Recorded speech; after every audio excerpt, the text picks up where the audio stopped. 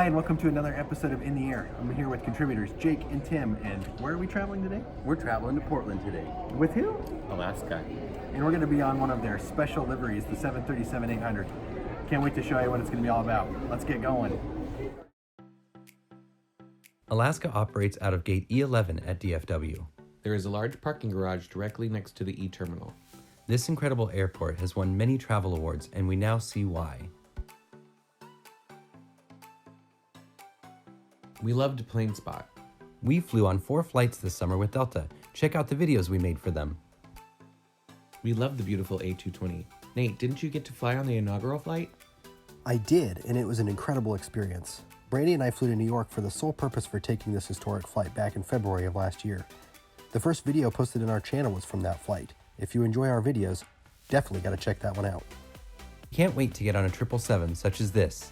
Pictures don't show how massive this aircraft truly is. It's sad to say the American Airlines MD-80s aren't around anymore. The Mad Dog retired in September 2019. They were quite stunning to see. And an Alaska 737-900ER from Seattle. Nate flew with Spirit this spring. Check out his trip. This A319 parked next to the TGI Fridays we had lunch at.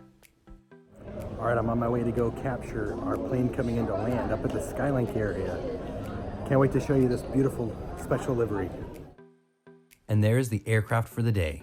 When you see it turn, you can see exactly why we were so excited. Nate knew this would be our aircraft, but we wanted it to be a surprise. We were so thrilled when we saw this special livery. Alaska's 737-800 Spirit of the Islands. We're getting ready to board. Yay! Heading to Portland. While filming, the gate attendant said she had hoped to watch one of our videos someday, and waved at the camera. I did let her know about the channel, and she seemed really interested. We hope she's watching. Gate E11 is designed with this special walking path to get to the jetway. We had another opportunity to catch a glimpse of this special aircraft. What a beauty. Alaska partnered with the state of Hawaii's Department of Education for a contest to find a livery highlighting the state. 2,700 students from kindergarten to 12th grade entered. And a panel of 10 judges chose the top 3 with 12 honorable mentions. 7,000 online voters chose the winner, 11th grader Aaron Nee. You have often heard us use the term livery. We are referring to the design of the aircraft and its painting. These overhead bins are not the newer space bins that Alaska has, but they do have plenty of room.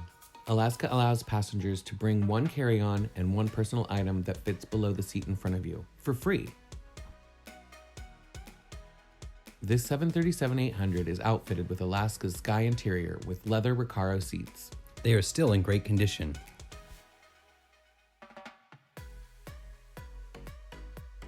Alaska kept this plane very clean and well maintained, as you can see. The 31 inches of pitch is plenty, especially when you're flying with family. The universal plugins are very conveniently located in front of us instead of below the seats like most airlines. Nice work, Alaska. The overhead controls are easy to use for all 3 passengers in your row. The split scimitar winglet even looks different on this special livery. The lower half of the winglet being in teal is a nice touch. Being in row 22 allowed us to get a great angle too. We taxied out and went on this overpass over Highway 97. It is really cool driving to DFW Airport and seeing planes taxi above the street. It's too bad we had a window with a lot of streaks on it. This is the only area of this wonderful plane that we wished was better. Thankfully, the weather cleared up. On this takeoff out of runway 36R, check out the MD-80 under the wing. This was a great day to be in the air.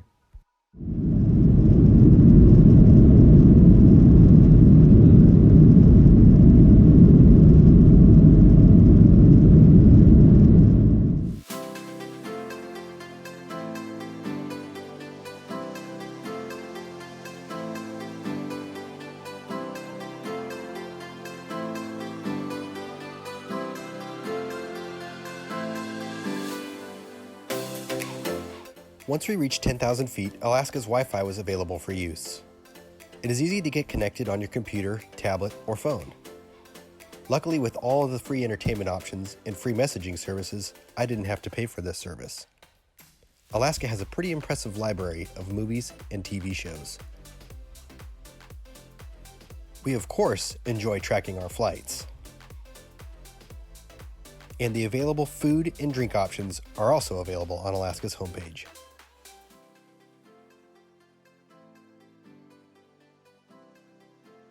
We love how Alaska puts destinations on their napkins.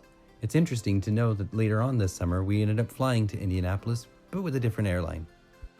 Alaska's food is amazing. We all ordered their signature fruit and cheese platter. The grapes were juicy and apples were fresh and crisp.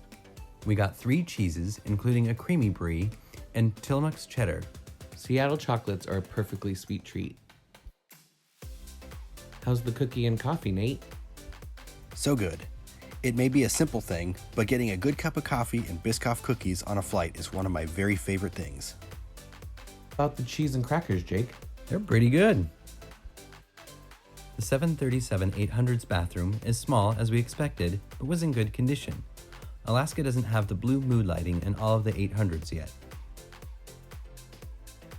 Although Alaska is in the process of retrofitting their fleet with new interiors, their current 737 interior is still one of the nicest in the US, in our opinion.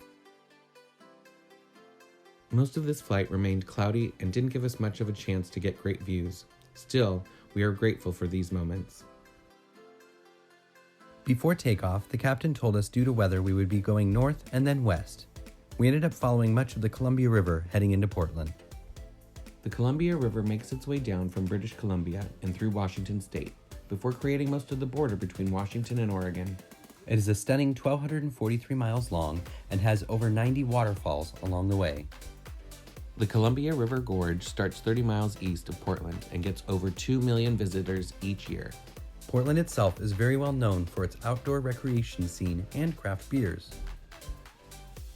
Did you know that portions of Disney's Homeward Bound: The Incredible Journey and Maverick featuring Mel Gibson and Jodie Foster were filmed on the Columbia River Gorge?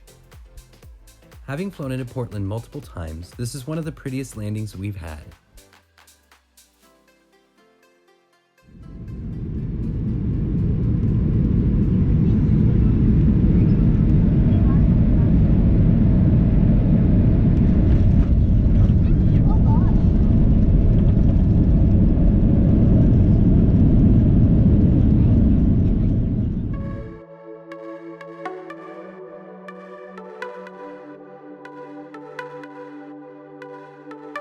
This was Tim and my 3rd special Alaska livery flight.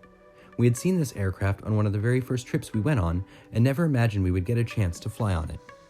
On a side note, we didn't realize until afterward that the winglet on the left side of the plane was much prettier than the one on the right. We had asked our flight attendant what it's like to fly on a special livery such as this. She said she feels it's similar to seeing an old friend. This Alaska crew was great as we expect from them. The food was excellent, the seats were comfortable, and their entertainment choices are stellar. Once again, we have to thank Alaska for such a wonderful flight. We want you to know how much we love the special livery aircraft you have, and we are grateful for getting the chance to fly on this special plane. Thanks, Alaska, for another great trip. We're back from an extended Christmas break, and we're going to be posting videos to the channel every 2 weeks again. We have some great content coming up. American first class on an A321 versus a 757. Take a guess which one you think is going to be better. Remember, be a blessing both in the air and on the ground. We'll see you again soon in the air.